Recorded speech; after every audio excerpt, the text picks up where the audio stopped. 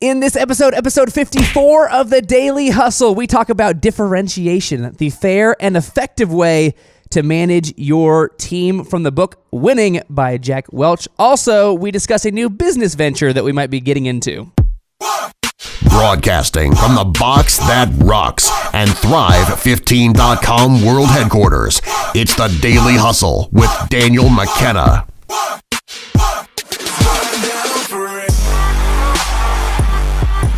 What is going on, ladies and gentlemen? It is episode 54 of the Daily Hustle Show. Over to my left, drinking, I think, just a cup of straight Dayquil. I got my drink in my two-step. Is Marshall F. Morris. Over here on this desk, Daniel McKenna. This is the differentiation episode, talking about the fair and effective way to manage your team. Marshall, how are you doing today? I'm doing pretty spectacularly. Dare I say sensationally. Are you mixing Red Bull with Dayquil over there? Is that what's going on? It's a little bit of coffee, a little bit of Red Bull, okay, a lot of Dayquil, okay, and then a little bit of this sparkling ice. That's quite a cocktail, quite a concoction. Yeah. Okay. I like the word concoction. Yeah, it's kind of like bulletproof coffee. Yeah. But nothing like it at all. Okay. That's what it has in similar, is that it's like bulletproof coffee. It's just the very opposite of it. Exactly. Okay, got it. Today we are talking about Jack Welch's book, Winning. It's another episode based on the book from Winning by Jack Welch. Go ahead and show them the book there one more time there, Marshall, just in case you did not see our previous two episodes. This one, Marshall, in the book, he says that, well, not only in the book, but he was quoted as being called cruel and Darwinian for today's subject. What does Darwinian mean? I believe. It was a rhetorical question, Dan. Okay. I'm going to answer it myself. Okay, fine. So Darwinian, coming from Charles Darwin, meaning like as part of the evolutionary progress. Mm-hmm. Okay. The Darwinism is basically the only the strong shall survive. Right. Okay. And most people say it's unethical. Most people, okay, say it's unethical to manage people that way. Only the strong survive, or only the strong get rewarded the most, okay? Right. Most of those people that say that are probably in the people that maybe this training is not for. You, by the nature of watching this training, are part of that 20%. So you're like, that's not cruel. That's not Darwinian. That's just running a business, okay? His response to the cruel and Darwinian was, cruel and Darwinian, try fair and effective. There you go. So that was Jack Welch's mindset. This is episode 54. This is the, I'm going to let you choose. Oh, I know exactly which I'm choosing. You get to choose between Horace Grant and Brian Urlacher. This is the episode 54. Which episode is this going to be? This is Horace Grant. This is the Horace Grant episode 54. Yeah. Do you want to, you're excited about Horace Grant. Do you want to tell us a little bit about Horace Grant? Okay, Horace Grant, part of the championship team with the Bulls. The championship team. Yeah. Wow, okay. Okay. So the Bulls drafted Grant 5 picks after Scottie Pippen. Pretty good draft, I'd say. I don't know how the Bulls did that. Pretty solid draft. That was amazing. In 1987, 2 moves that would greatly add to the cast around Michael Jordan and led Chicago to their first three-peat. And they had just drafted Michael Jordan. So in short order, they drafted Michael Jordan, Scottie Pippen, and Horace Grant, and then went ahead and yeah, not a bad draft. Not a bad draft strategy. Unfortunately, after he moved to the Lakers, he never quite hit his peak again. Sure. But he did win another championship. And he made goggles cool everywhere. That's also true. For at least a short period of time. Yeah. Now anytime you see a dude wearing goggles on the court now, you're like, Horace Grant, what's up? What up, dude? So maybe that wasn't necessarily his intention.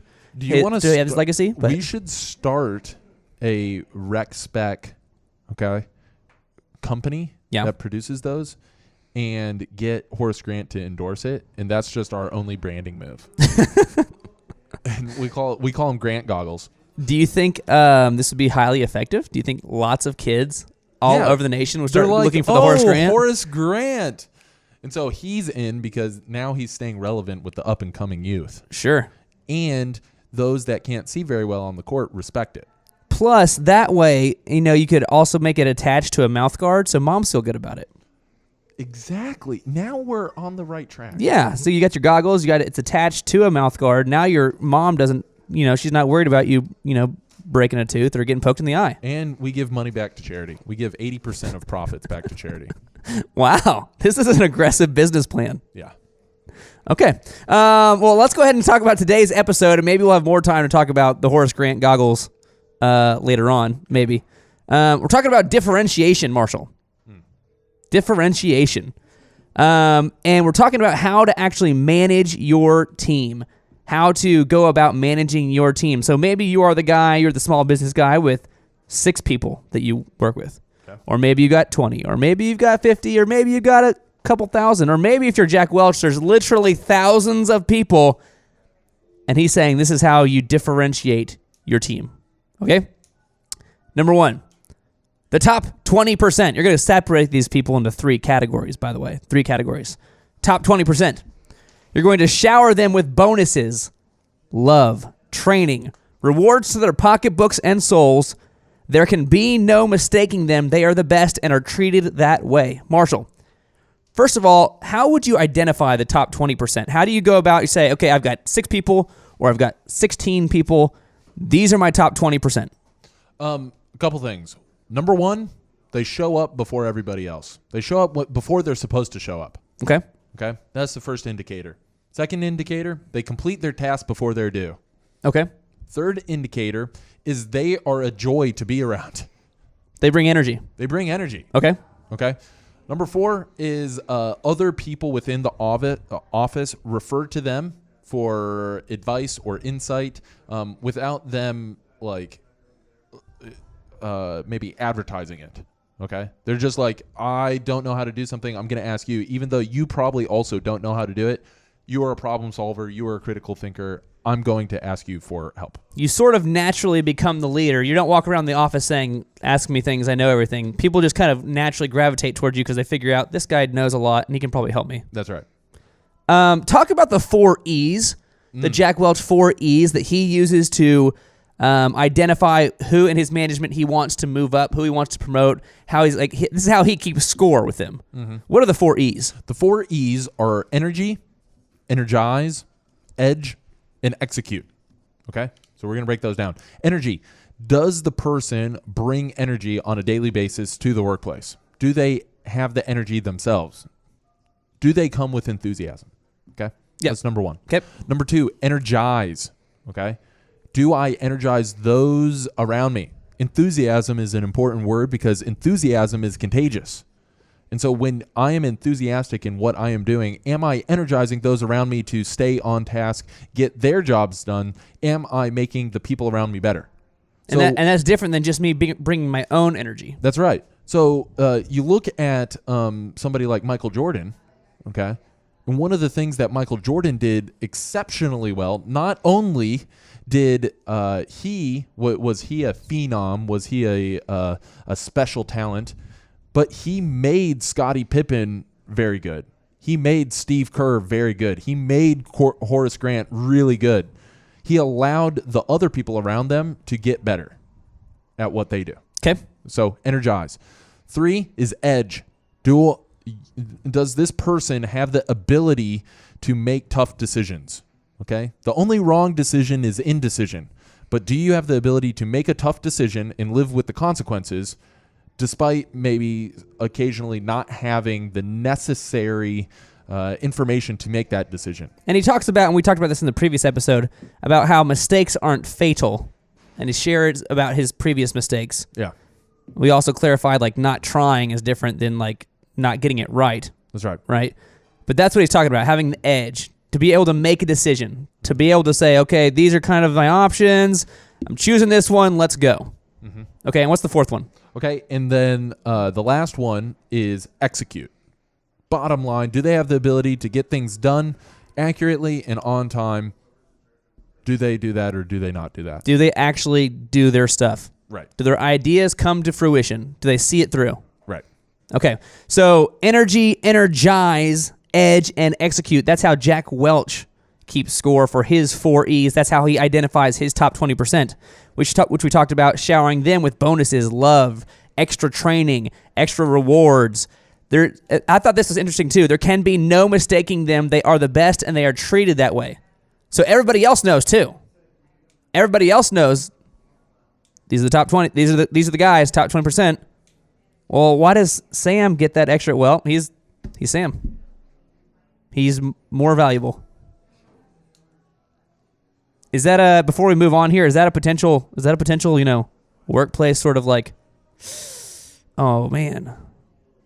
Could you see feeling bad about this? Do you see a manager out there saying, if I show Sam extra love, then Debbie is going to feel bad about me showing Sam extra love. Even though Sam is actually more valuable to the company and what we're doing here, if I don't treat Sam and Debbie the same, then Debbie's going to be demotivated. I'm going to allow that to be an incredible tease for later in the episode. Okay, fine. I didn't know if I'd get it out of you there or not, but we'll keep going.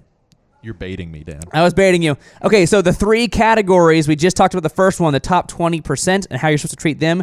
The second category, and where the large majority of your workforce will fall, is the middle 70%.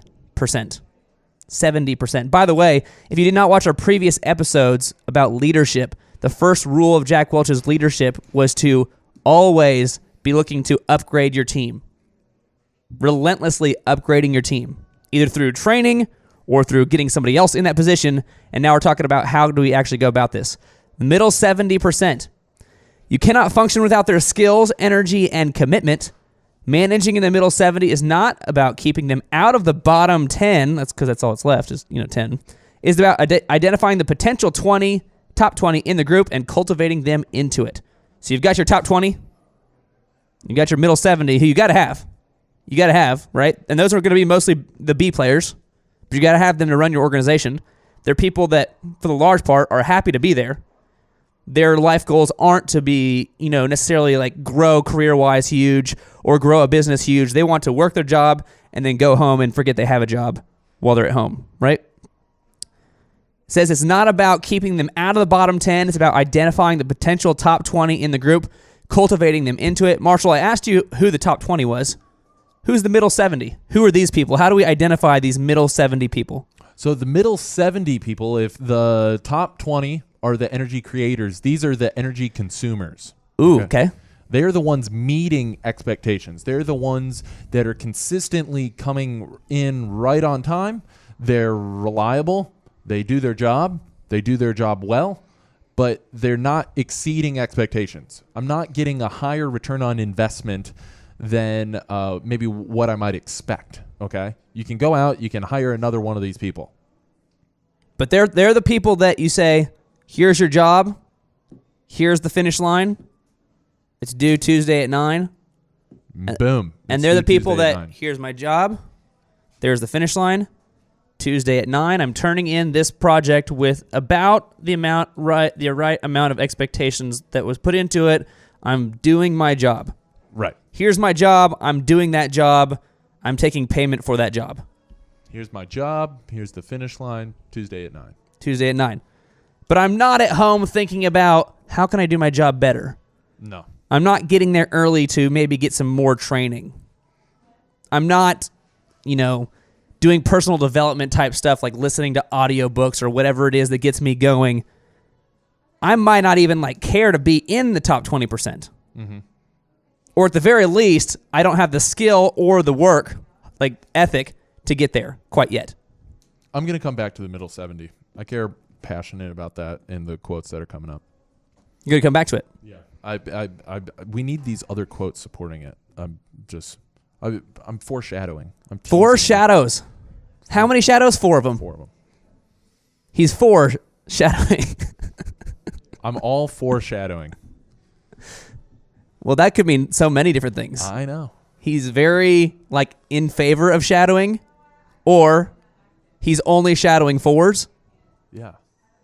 I mean, all of them. There's all of the 4s, you're shadowing them. Yeah. Okay. Is that the same thing as a tease, or is that completely different? No, that's a tangent. Okay. Okay. So, top 20, we talked about them. Middle 70, we talked about them. Also, remember, we clarified in there, it's not about keeping that middle 70 out of the bottom 10. It's about identifying the potential top 20 in the group. Because I would almost say, of your top 20, probably 90% of that top 20 started in that middle group. Yeah. They didn't come in as rock star, superstar dude. They probably came in as guy who wants to try real hard, guy who's willing to work hard, guy who's willing to learn, and got their skills up to the point where now I'm a top 20 guy. So the middle 70 is a big part of this, not only because your business can't function without them, but that's where you're going to identify your superstars that you can get the potential out of them. Mm-hmm. Okay, third group, the less fun group. The third group here. Yeah, you just got to fire them. You just made me like cough on something. Bottom 10%, no sugarcoating it. They have to go. Sorry. That's all. I mean, that's all that. Like the top 20, I kind of gave some clarifiers. Middle 70, I kind of gave some clarifiers. That's all I have for the bottom 10. Bottom 10, they're the scum of the earth. Oh Lord. Well, they're probably nice people. If they're the bottom 10, you have to try to be the bottom 10%. And I'm going to drop some facts on you, Dan. Oh, wow. Okay, I'm let's drop go. some facts. Okay. 2014 Gallup poll about employee engagement surveyed said that 68.5% of employees are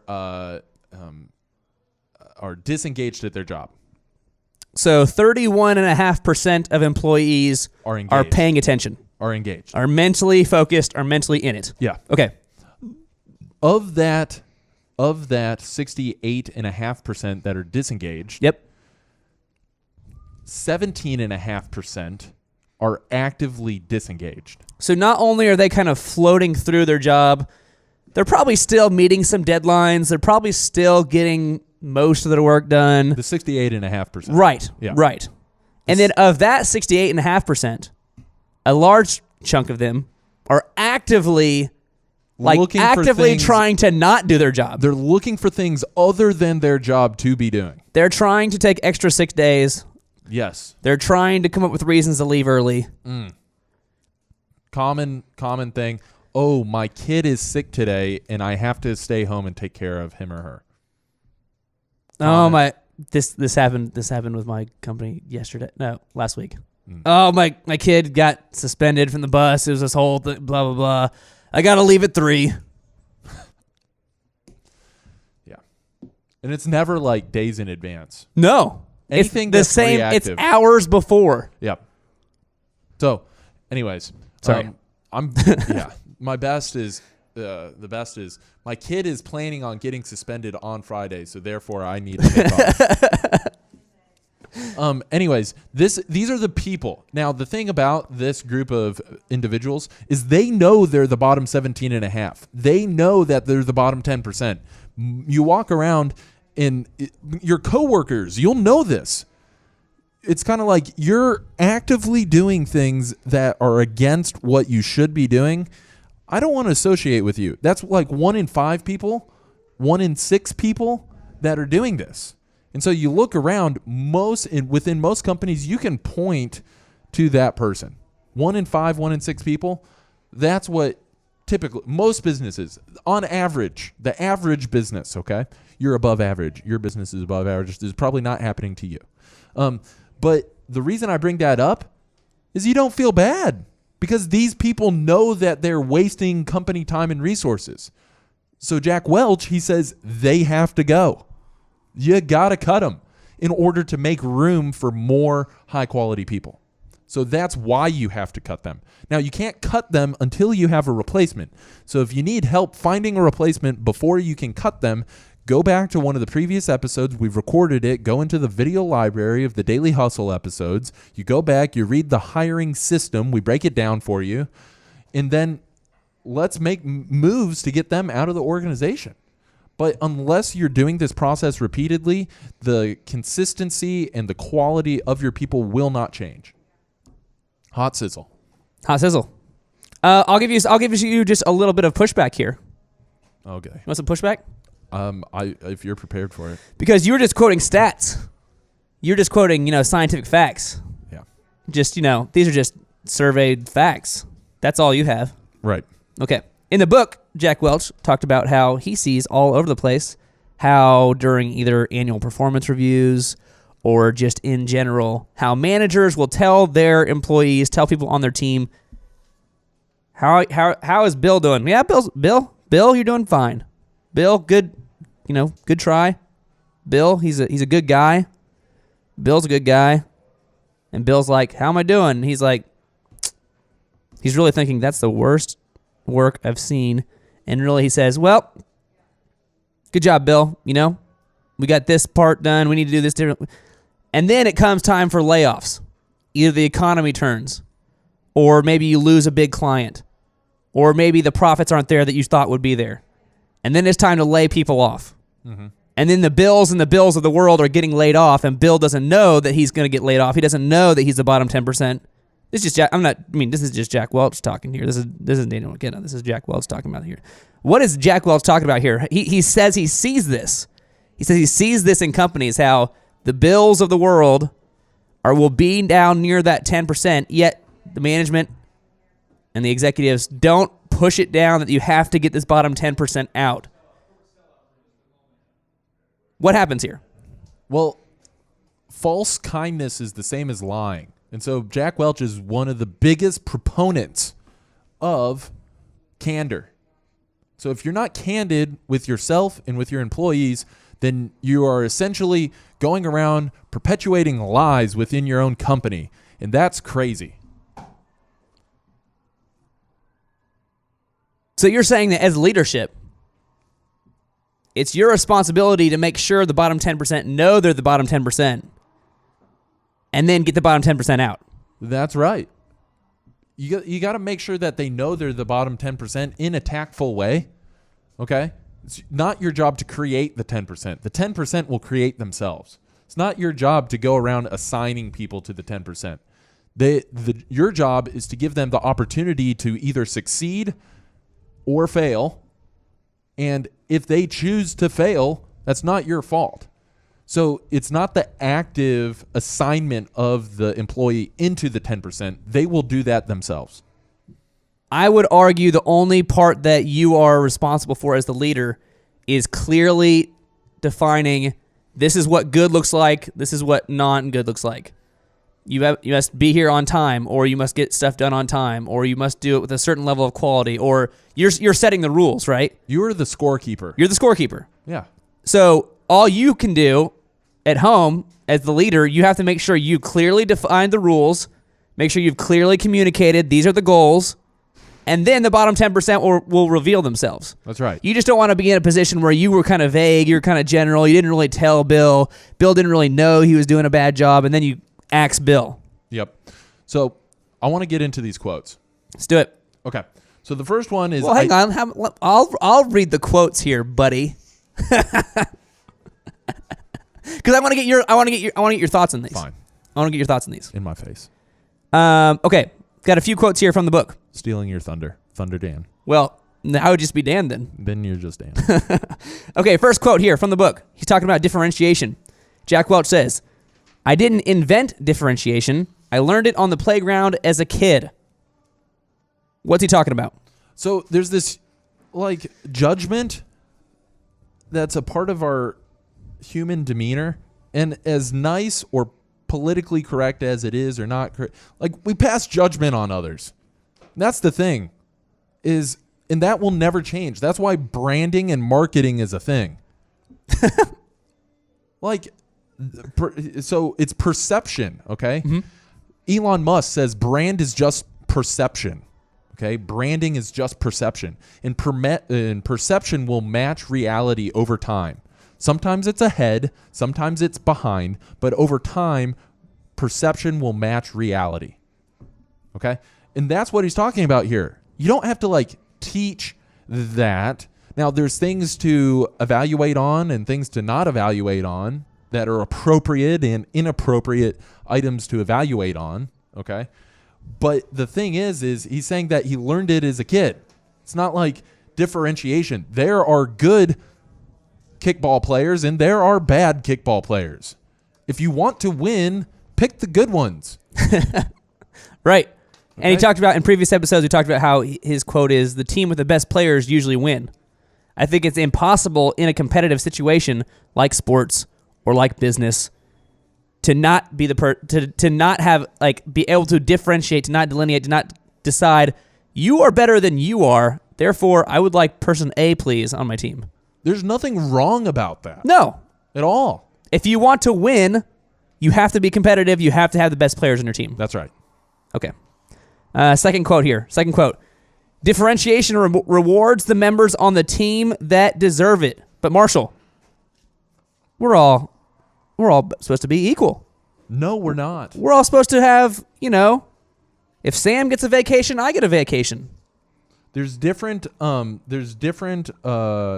have to empower those with the same opportunity, and you can reward them differently. If Sam has a good beard, I get a good beard. Let's throwing me off. The whole point is that differentiations, when you reward people differently, it creates something desirable. It creates a sense of achievement. It creates a goal of achievement for people. And that's where differentiation happens.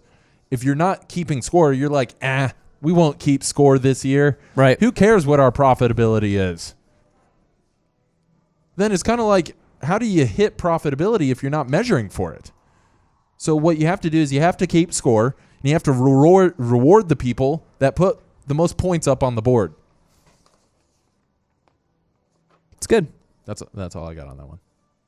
He also talked about, I won't say it yet because you might reveal it here in these next quotes here. The next quote, third quote here. The 70% is the hardest to manage because they are not a whole lot different than the top 20%. Interesting. But they are much better than the bottom 10%. Break this down for me. Go ahead and give the other one too. Okay. While being in the middle can be demotivating to some people, it revs the engines of others. So like I was just talking about, Debbie's going to feel down that Sam's getting these extra perks. Sam's getting paid more. Sam gets to go on vacation. Now Debbie's like, well, I don't get the extra vacation. And first of all, Debbie, it's because you talk like that. That's the first reason. I don't get to go on vacation. While being in the middle can be demotivating to some people, it revs the engines of others. Marshall, what is Jack Welch talking about? Okay, so this is what we're talking about. The middle 70%, okay, is going to contain some people that consistently meet expectations, okay? But until your employees have decided to either exceed expectations or not meet expectations, A player, C player, they're in this window, okay? This 70% in the middle. And so your goal as a leader, as a manager, is to give opportunity to that middle 70% to allow them to differentiate themselves. It's not your job to assign them to one category or another. It's your job to provide them the opportunity for them to assign themselves to one category or another. So in some people, providing them that opportunity will either excite them or be like, oh my gosh, more responsibility, I can't handle this. And they will assign themselves. So it will either rev the engines of some people. You're telling me I can make more money if I stay a little bit later and finish this project ahead of time? Absolutely. Interesting. I'm staying late, then I'm finishing this extra on time.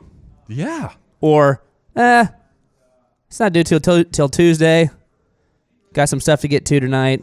Now, it says 70% is the hardest to manage because they're not a whole lot different than the top 20%. I 100% agree. Because meeting expectations and exceeding expectations isn't a whole lot different. But it's those that create a reputation of exceeding expectations that are your A players. And they not only exceed expectations one time, but there is a culture. There is a reputation of that. There is a habit of exceeding expectations. I just liked how you're getting pumped up there. That's all I got. Yeah. I thought at one point you're just gonna.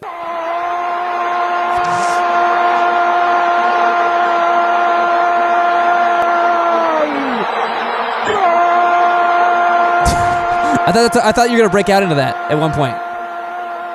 You're passionate about it. I was pretty passionate about it. You were trying to get everybody to level up. That was really, really loud. There we go. That's better. I thought you were going to level up at one point. I'm awake. So in summary here, the 3 categories for you to separate your employees into. Again, you're giving them the same opportunity. Everybody gets the same opportunity, and they get to delineate themselves. They get to choose themselves where they go. The top 20%, the middle 70, and the bottom 10. The bottom 10, no sugarcoating. They got to go. Right. Because if you subscribe to Jack Welch's leadership rules, which, I mean, he's grown GE by 4,000%, kind of a big deal. His first rule is you have to be relentlessly upgrading your team. So that's either relentlessly more training or relentlessly getting the best players possible on your team. You have to relentlessly do this. Mm-hmm. You don't stick with the same team. We trained you once, we're good. That's not what you do. No. Okay. This was the Horace Grant episode 54. Marshall, I already scared you once with the Galaga. Yeah, you did. That it was very, very loud. I apologize. So I'm going to let you not have to come up with some accent or some backstory or nothing like that. I'm just going to let you give us the daily wins of the week. But I do want to have we'll have a little bit of. There we go. Yeah. We'll do this nice. We'll do this right. Okay. Marshall, go ahead and give us the daily wins of the week. Okay, real quick. So daily wins, we have a client that I work with as one of my coaching clients, and they are an aircraft parts manufacturer, and it is awesome because they have segmented all of their customers into 5 different categories. Number 5, apostles. Number 4, loyalists. Number 3, mercenaries. Number 2, hostages. Number 1, we have the terrorists, okay? So what they found is a number of their customers are terrorists. Now, what the heck? Did you just call some of your customers terrorists? Yes, I did. And if you want to learn more about that, then I think we need to do another deep dive into the whole service profit chain segmentation strategy of your different customers. But what we're talking about here is finding the clients that are headaches that don't produce a ton of fruit for you, but they create a lot of headaches. And so if you didn't have to deal with those headaches, it'd probably make your company more profitable.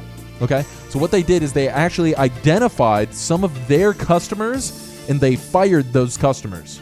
Really? They fired them. They're like, hey, I just want to let you know we're no longer going to be quoting you any more projects. Really? And so they fired them. Said, hey, we're good. We're all paid in full. We appreciate doing business with you in the past, but just letting you know, moving forward, we're not going to do more business with you. And they go, it's awesome. And so big shout out to this company. I'm going to let them remain nameless just because of the sensitive nature of the daily win. But I met with them yesterday, and it was great. It was fantastic to hear them say that I have freed up a lot of our time to be able to fire these employees. Or, excuse me, customers. Sorry, we're talking about employees. But this is got a lot customers. less to do now that I got rid of everybody. No, that's great. And what that does is it gives you actual time to work with the people you want to work with. You can reach more ideal and likely buyers, more ideal customers, and your profits go up and your headaches go down. That's right. Okay. Marshall, what are the 3 different ways that people can learn about Thrive 15 and what we do here to help grow their business? 3 different ways. Number 1, you go online, you create a Thrive 15 account to watch video trainings online. That's number 1. You learn from mentors like Michael Levine, who did PR for Michael Jackson, Nike, Pizza Hut, Prince, Cameron Diaz, and a ton of other celebrities. You learn from people like David Robinson, teaches you leadership. He was the 2-time NBA champion and the 2-time Olympic gold medal winner, as well as a host of other mentors online on the video training platform. That's number 1. Number 2, you come out to a conference. It's a 2-day, 16-hour business extravaganza. That's how Dan would describe it. We actually get you the specific answers to the business questions that you have over 2 days here at our headquarters, beautiful Tulsa, Oklahoma, on the west coast of the Arkansas River. You come out here, we'll answer all of your questions. You got to try it out. You go on thrivetimeshow.com/workshops to fill out a form for more information there. Or lastly, we can help you one-on-one business coaching with one of our coaches up here in the office. We meet every single week. We blow up all of the limiting factors for your business growth.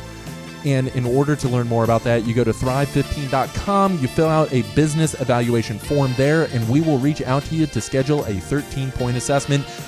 Back to you, Dan. Boom. One last point. We are on the shore of the Arkansas River, but I would not suggest getting in the Arkansas River. I would definitely not suggest kayaking it in November, because I've done that. It was a bad night. It was, you live and you learn, you live and you learn. Okay, that is it for episode 54, the Horace Grant episode, Differentiation, the fair and effective way to manage your team. Over to my left, dancing, as always, Marshall F. Morris. Over here, Daniel McKenna. We will see you next time on The Daily Hustle. Kaboom.